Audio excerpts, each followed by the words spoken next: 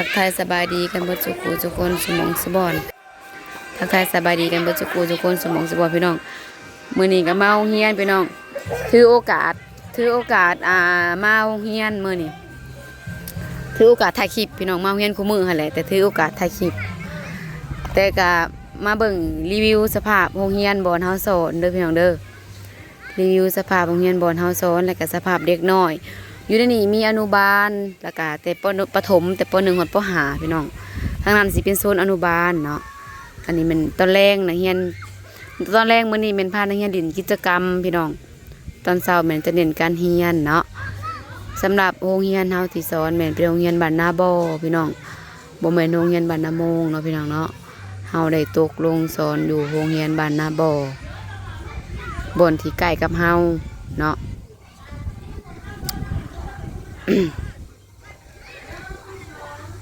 สภาพพี่น้องและตอนนี้แม่นยังพานักเรียนซ่อมฟ้อนพี่น้อง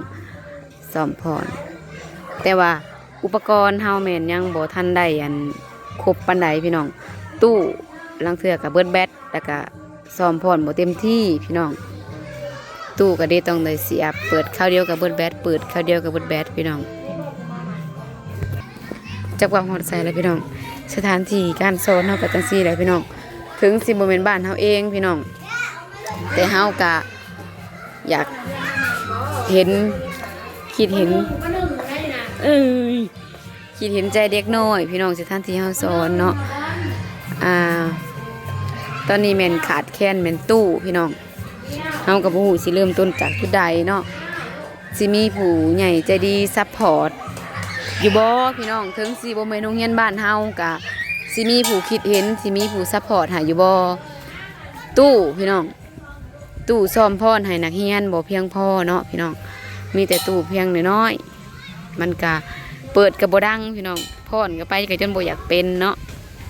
เด้พรก็บ่อยากเป็นตู้ก็บ่อยากดังแล้วก็แป๊บเดียวก็เบิดแบตพี่น้องสำหรับอันก็มาจะนักเรียนนี่มักฟ้อนพี่น้องแล้วก็มักเล่นกีฬาแล้วก็ตอนแรงบางมื้อก็สิพาผู้หญิงฟ้อนผู้ชายเล่นกีฬาแต่ว่าตู้เฮานี่แหละพี่น้องสิมีผู้ทำคำสู้อยู่บ่แม่นโรงเรียนบ้านเฮาเองแต่ก็มันก็ยุ่งยากในการที่เฮานำพานักเรียนนี่นั่นเฮ็ดหนีพี่น้องเป็นไปได้ก็อยากได้ตู้หน่วยสีใหญ่กว่านี้ในจักหน่อยพี่น้องก็พอได้นำพานักเรียนซ้อมฟ้อนนี่ก็ได้อยู่แต่มันก็บ่เต็มที่พี่น้องฟ้อนก็เฮาบ่อยากไปนักเรียนก็นี่เฮาก็สวยกันเนาะสำหรับศิลปะแนะนำแล้วก็เป็นงานต่างๆพี่น้องเฮาก็สิได้ออกเนาะเป็นงานบุญงานหยังสำหรับงานวันที่7เมื่อกี้นี้เฮา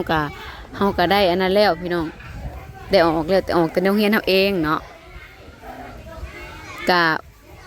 บ่อยากให้คิดจำแนกว่าโอ้ยเจ้าบ่ไปสอนบ้านเจ้าเองข่อยบ่ซอยดอกก็บ่ว่าเด้อพี่น้องเฮาสอนอยู่ไสก็เด็กน้อยคือกันเนาะคนคือกันพี่น้องถ้าใครอยาก FC คนใดผู้ใหญ่ที่อยากว่าอยากมีผู้ใหญ่ใจดีคนใดที่อยากซอยในมุมนี้พี่น้องยินดีเด้อพี่น้องเด้ออยากช่วยเหลือนักเรียนเนาะผู้ใดที่บ่ตำหนิติเตียนน่ะเป็นบ้านนั่นบ้านนี้เนาะก็ยินดีให้ความยินดีพี่น้องก็สามารถติดต่อซอยมาได้เด้อพี่น้องก็บ่ฮู้สิมีดราม่าอิหยังหรือบ่พี่น้องอันนี้แม่นเฮาก็ออกขอความช่วยเหลือมาทางด้านส่วนรวมพี่น้องบ่แม่นด้านส่วนตัวเนาะด้านส่วนรวมทางด้านส่วนรวมเฮาพี่น้องก็บ่ฮู้ว่าสิมีหรือบ่เนาะเพราะว่าเฮาก็ส่งเฮาก็เฮ็ดมาแต่โดนพี่น้องแต่ก็เป็นช่องบ่ใหญ่เนาะก็เป็นช่องน้อยๆผู้ใหญ่ใจดีก็อาจสิบ่หลายพี่น้องถ้าหากว่าไผซอยเล็กๆน้อยได้ก็ยินดีเด้อพี่น้องตอนนี้แม่นขาดตู้น่ะมันบ่มีไม้พี่น้องส่วนหลายแหละมันคันมีไม้เลยเฮ็ดกิจกรรมโน่นนี่นั่นก็สิได้เว้าได้ว่าแล้วก็มันก็สิสะดวกขึ้นพี่น้องว่ากับนักเรียนเนาะเวลาเฮ็ดกิจกรรมโน่นนี่นั่นก็บ่เพียงพอปานใดพี่น้องจังได๋ก็ฝากพิจารณาเด้อพี่น้องถ้าว่าเห็นคลิปนี้ช้าหรือไวก็บ่เป็นหยังเด้อจะได้ก็ขอบคุณล่วงหน้าพี่น้องยอมรับคำดราม่าทุกประการพี่น้องภาษีออกความคิดความเห็นดราม่า แบบได้มาก็แล้วแต่เนาะบ่บ่ว่าหยังพี่น้องสีได้มาแบบนี้ก็ขอบคุญขอบคุณแล้วก็ขอบใจพร้อมที่ออกความคิดเห็นพี่น้องอันนี้เป็นกิจกรรมของนักเรียนเหมือนมีเสือกดึงมีแล้วพี่น้องบ้านก็มีหน่วยเดียวเนาะต่อก็มีหน่วยเดียวถ้าหากว่าอยากซัพพอร์ตทางใดก็แล้วแต่เนาะพี่น้องกิจกรรมของนักเรียนแต่ละตอนแรงตอนเช้าเฮาสิก็สิเน้นเรียนตอนแรงก็สลายก็สิเน้นกิจกรรมอันนี้มันเดินโรงเรียนแล้วก็สภาพอากาศช่วงนี้ก็หนาวพี่น้องมืดครึ้มลมเนาะมืดครึ้มลมเฮาเป็นคนของประชาชนอยากช่วยประชาชนพี่น้องเฮาบ่ติบ้านติเมืองบ่ติว่าเป็นเขตใดบ่แม่นบ้านตัวเองบ่แม่นเมืองตัวเองก็เฮาลงมาเห็นมันขาดแคลนสำหรับความคิดเฮาก็อยากถ่ายทอดสื่อสารสิ่งที่มันขาดเคินให้ผู้ใหญ่ใจดีน่ะเห็นเนาะพี่น้องหวังว่าเพิ่นจะพิจารณาเนาะ บ่เฮาบ่ได้ตีว่าเอ้ยบ่แม่นบ้านตัวเองและเฮาบ่สนับสนุนแบบสี่บ่แม่นพี่น้องบ่เลือกบ้านแต่คิดเห็นว่าอยู่ไสก็เป็นเด็กน้อยที่ขาดแคลนคือกันเนาะการสิสอนอีหยังต่างๆเฮาก็ขาดแคลนแล้วก็มันขาดที่สุดก็คือมันลำบากที่สุดก็คือในการสอนหักเรียนของเฮาบ่ดูมาซ้ำนี่น่ะบ่ได้ยินแล้วเสียงตู้พี่น้องตู้ก็ค่อยลงสำหรับตู้นี่ก็จากของแม่ครูเองพี่น้องบ่แม่นของร่วมอีกเนาะบ่แม่นของร่วมอีกเป็นของแม่ครูหยังลูกน้องไปหยังเอาน้องไปนำบ่จะไปนไปนำบ่สิเอาน้องไปนำอยู่บ่ไปเสียงตู้ก็ค่อยลงพี่น้องเกิดเอาไปลูกนั่นแหละมีความจำเป็นหลายพี่น้อง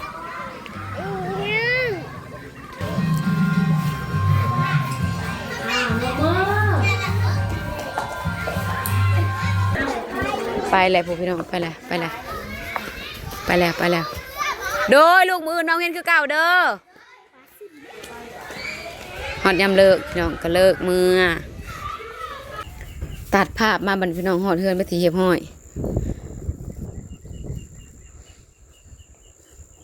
ว่าเพื่อส่วนรวมพี่น้องส่วนรวมกับส่วนรวมบ่เป็นบ้านตัวเองแต่เป็นบ่อนที่ตัวเองลงแล้วมันลำบากตัวเองเนาะก็เลยว่าอันขอความช่วยเหลือไป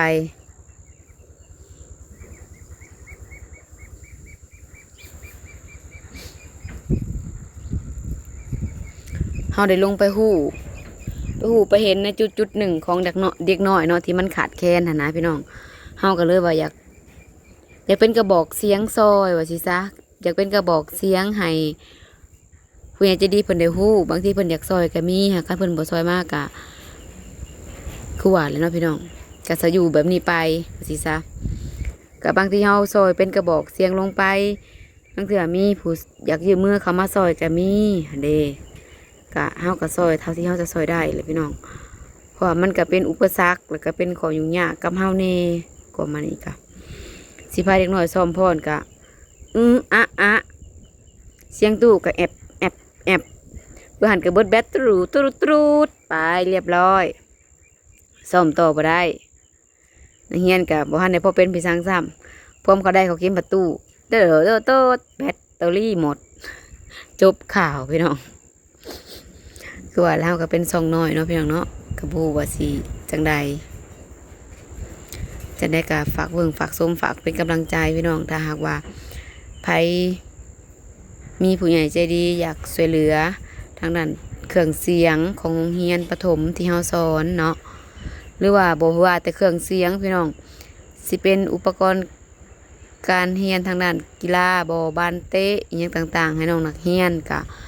สามารถช่วยได้พี่น้องแต่จุดเล็งๆก็คืออยากได้เครื่องเสียงนี่แหละเนาะก่อน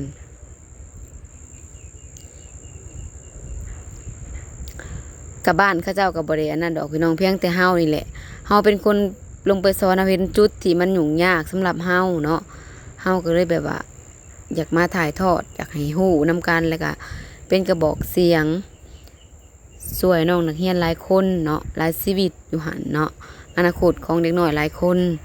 แล้วก็เฮากับพอซอยได้ซ้ำนี่เฮากับซอยเป็นกระบอกเสียงซอยข้าเจ้าก็ซอยตัวเองพร้อมพี่น้องซอยในการสอนที่สอนข้าเจ้าซ้อมเต้นซ้อมนั่นซ้อมพรเนาะ กันนั่นนี่แหละก็คือให้เห็นเนาะบางทีถ้าหากว่าเฮาได้ตู้เฮาสิจัดกิจกรรมขึ้นมาก็ได้พี่น้องเนาะแผนการก็คืออยากจัดงานวันที่8 เดือน 3แล้วก็ให้นักเรียนพรบัดนี้ตู้เครื่องเสียงเฮาบ่เพียงพอพี่น้อง